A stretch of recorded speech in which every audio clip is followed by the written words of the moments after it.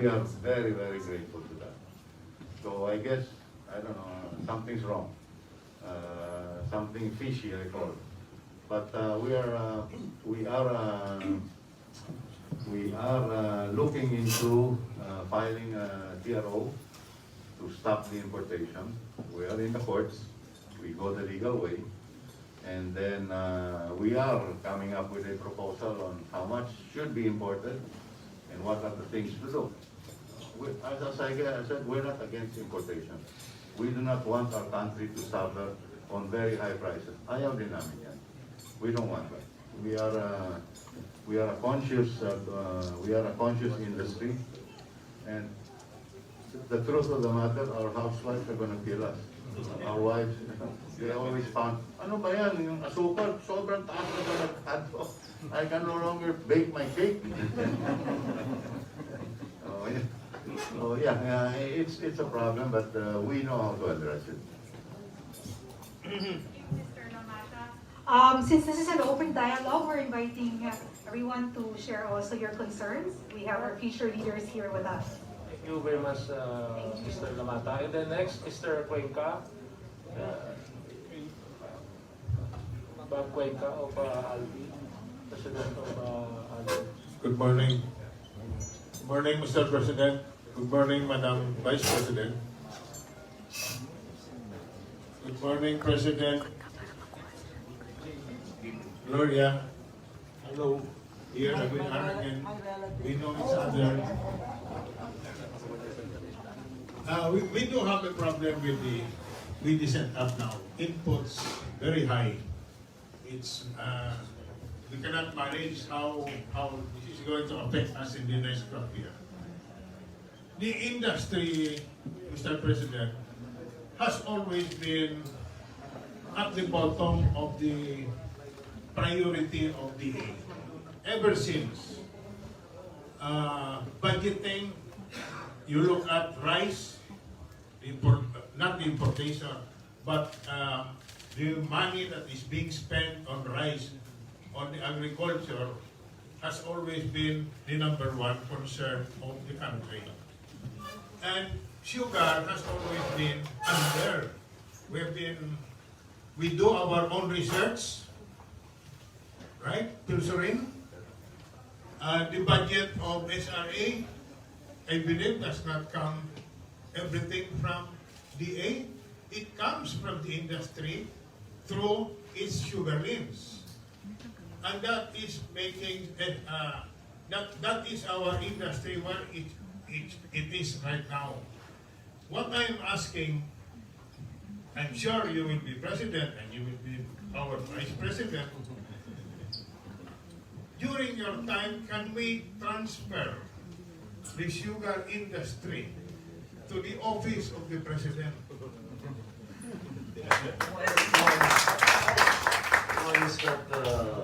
Why would that be to your advantage? During the time of your father, we were under the office of the president. And that was the time that the industry was exporting. We were not importing. You were the biggest dollar earner for the Philippines. Yes. And suddenly, look where we are. We are really, because the priority of government is not sugar, but we have been the whipping. Every time there's a high price, it's always the planter, it's always, we are not. We don't control prices. We sell every week, and you know all of that, we know that. But with this plan of maybe it needs a little more refinement, but if we are under the office of the president, then we go direct. We don't have to go through DA. The secretary is not very well versed on us. He imports during the peak season. How is that? It will kill us. The beneficiaries. How many beneficiaries do we have? Our membership in Marcoleta is more than 10,000. And 90% of that are beneficiaries. We need to protect them. and we have been selling every week. Every bidding week, every Thursday, we bid it out. It's an open bid. We get the check from the sugar trader. Friday, we issue how many? 3,000, 4,000 checks on the association alone. And this is weekly. How much is that in equivalent? 150 million weekly. And that goes to the beneficiaries. Now the beneficiaries are experiencing the high price of inputs. Kawawa sila, Mr. President. But that seems to be, well, it's a general concern again, around the whole agricultural sector. Pero hindi natin makontrol eh. Yung inputs, yun ang problema. And when I was listening to you talking about this, I kept thinking about what's happening in Ukraine. The prices of oil will definitely go up with what's happening there. And I have yet to understand why urea, well, we all know urea is a petroleum product. But when the prices of oil go up, urea goes up. When the price of oil comes down, it doesn't come down anymore. I remember, ma'am, in your time, we umakyat ng 650, nagre-reklamo na kaming lahat. Now it's already 2.5. No? 3,000 plus na po. What can we do about that? Should the government buy in bulk? Baka may economies of scale dyan sa if the government buys in bulk and that makes it part of some kind of assistance.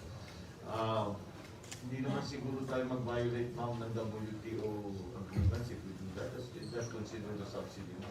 No, you just allow everybody to import. The government becomes one of the importers. No monopoly. To import the inputs. Everybody can import. So then we will be compliant. So then in that case, but if the government can, because the government should handle a larger volume, maybe we should look into that. The other part that we have lost some, and again I hear it already here from the sugar planters, is the R&D. Ano yung R&D natin noon? What were we doing before? To find new varieties. You know, with global warming coming up, this has really become a big issue for all our crops now, because we have to find new varieties that are more resistant not only to pests but also to the changes in weather. So yeah, we're hoping to do that not only palay, rice, corn, high-value crops and all that, but of course in sugar. But you seem to have had a system before in place. And how was it being done? And why did it stop? Go ahead. Okay, as Bob was mentioned before, we were under the office of the President. And the DA was forced to give out budget for R&D under the Pilsurin. Who conducts the R&D? Yung government po, but Which agency? SRA, Sugar Regulatory Administration. We had here in La Granja, the biggest station, I think 150 hectares, no, or 200 hectares, earmarked for R&D. And completed laboratory, very nice, very beautiful. Thailand was copying here. And unfortunately, they pirated all our scientists. They brought it to Thailand. Oh, really? So we were that good. We were that good. It no longer was under the office of the president, no more budget, wala. So, us, through our efforts, we leaned ourselves to put up an R&D, which is called Pilsurin. But of course, we can only afford so much. We're not government. We have an expansive budget. So we're just chugging along, but very slow. But if we just talk about funding, will that solve the problem? Oh yes, definitely. Oh yes. Immediately. Yes, all right. So those are all the aspects now that we are seeing in the rest of the agricultural sector. How is your yield as compared to Thailand, for example, or all the other exporting countries? Are we very far away? And then yung cost of production, and then the labor component of the cost of production as compared to others. How do we compare? Well, we're not that far off as far as production is concerned, Thailand and the Philippines. But their cost of production is lower because they are subsidized by the government. Their electricity is very low. Government supplies them with irrigation. There's water all over their farms. And the fuel is subsidized. Fuel input, yes. Yes, they subsidize the fuel input. So we cannot compete with them. That is why every time there is an importation, everything comes from Thailand. Everything comes from Thailand. And their sugar mills, they're the biggest in the world. They can mill 25,000-30,000 tons a day. But again, since the industry in Thailand is also, the generals are involved, when they collapsed, because they did collapse, all their loans were condoned. All the sugar mills, they were condoned. So it is being protected by the government. And it's very hard to compete. Thank you, Mr. Cuenca. And before we continue, we'd like to acknowledge the presence of our former congressman and now our future mayor of Bacolod City, Mayor Albi Benitez. And of course, we also have Congressman Paduano here with us of Babanging Club. And Congresswoman Julian Ferrer of the 4th District. Oh yeah, Congressman Kiko Benitez. Good morning. Okay, next, Mr. Ramos. Wala na. Mr. JJ Sarosa. Ito lang talaga yung main concern natin, ha? Okay, ako naman magsasalita. Yung pinag-uusapan natin dito, baliwala yan. Kung hindi natin mapapanalo si BBM at saka si Estrada. So yung first step natin muna, panaluin natin yung senador na nandito at saka yung team unity ni Inday at saka ni BBM. Okay? I'm sure the senators have this brilliant minded with regards to the sugar industry. Especially makatulong sila sa atin. Now we will support them because sila yung makatulong sa atin. Yung line yan, we will support them because sila yung makatulong sa atin. So, okay na yan. Tuduhan ta si BBM, Sara. Please. Para pagbalik naman ko sa Malacanang, tanan niya taga-Negros nag-support mga planters, landowners, ga-expand kita. At ubang, hindi kita mahuya. Kay Inday, Sara, kay BBM.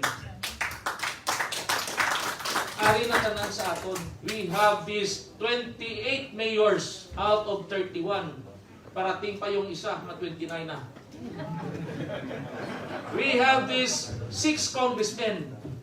8 na congressmen kasi hindi lang Bacolod kay Cong Albi. Half of Bacolod. Pero yung district niya sa 3rd district, solid. Inday, Sara, BBM, and Unity.